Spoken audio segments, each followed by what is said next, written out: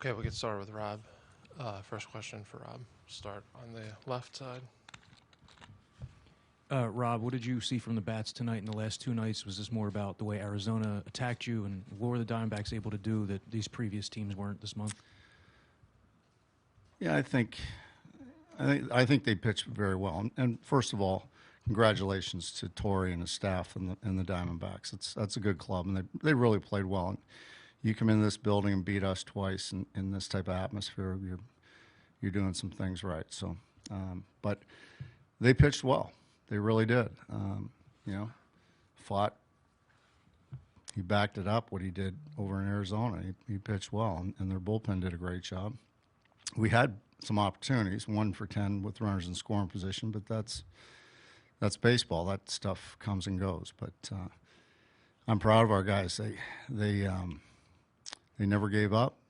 They fought like hell right till the end, and I'm proud of them. We're all disappointed, but they played hard, and that's all you can ask, really. On the right side towards the middle. Rob, what do you think happened in this series with Nick Castellanos that he went from scorching hot to kind of the polar opposite of that? That's Nick. I mean, he's you can't, from day to day. Sometimes he might strike out 3 times one day and hit 2 home runs the next. That's who he is, and it's just more about staying back and trying not to do too much. It's the same thing I say about him every day when he has a bad day. But he carried us there for a bit, and he's a really good hitter, and I'm glad he's on our side. Marcus in the front left. A couple things, Rob. Your 1 through 3 hitters, I think, were 1 for 18 the last couple of nights. I mean, your team is built to score in those spots. Can you address that? And there were several spots where you could move runners, fly ball scores from third, that sort of thing. It didn't seem like your situational hitting tonight anyway was where it needed to be. Yeah, they pitched those guys really well, and that's the ebbs and flows of offense. It's people aren't going to hit every single day of the season. It's just not going to happen. So, other guys got to pick it up. Other guys got to get it done, and you got to pass the baton and move people up and get people on base and put pressure on people. We had some people on base tonight. We just, we couldn't get the big hit. Down here in the front on the right. With the bases loaded in the bottom of the 4th and you had Rojas up there, was there any thought of maybe pinch hitting it with somebody or doing something? Well, it was kind of like the situation last night, only this was earlier in the game. They had Mantiply up. So in order for me to get the right matchup, I would have had to use 2 players. Because I bring Cave in, they bring Mantiply, then I got to pinch hit for Cave. And in the 4th inning, we had the lead at the time. Taking your 2 out, taking your best defender out of the game, and wasting 2 players, I just didn't think that was the right time. Paul on the left. Rob, obviously, second year in a row, a disappointing ending. Just how tough is that? And what was the message you shared with the guys? Just that, I'm proud of them. And, those guys, they prepared and they competed every day this year. And we had to go through some tough times. We lost Reese in spring training. But they kept when we lost some pitchers during the course of the year, but they kept grinding and they kept fighting. And I'm proud of them for that. I'm proud of this group that our front office has put together because they're talented and they got great makeup and they're great to be around. I love them all. I really do. So it is disappointing, but it's tough to get back to this position 2 years in a row. It is. But they fought like hell to get here, and we came up short. And that's baseball sometimes.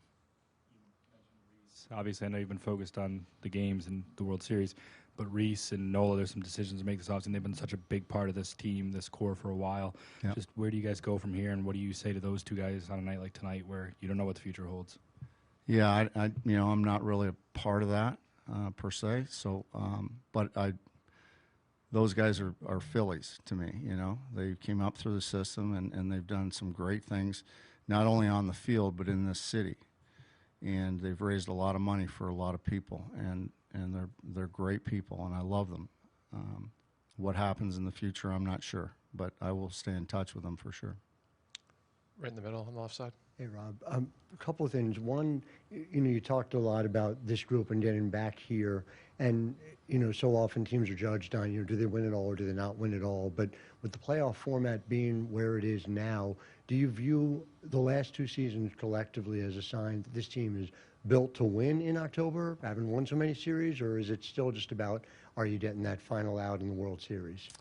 Well, it's always about getting the final out in the World Series, but we're built for October because of our starting pitching, because of our offense, and we have a good bullpen. Now, sometimes those areas break down a little bit, but we've got a good ball club. But our goal isn't to get to the playoffs. Our goal is always to win the World Series.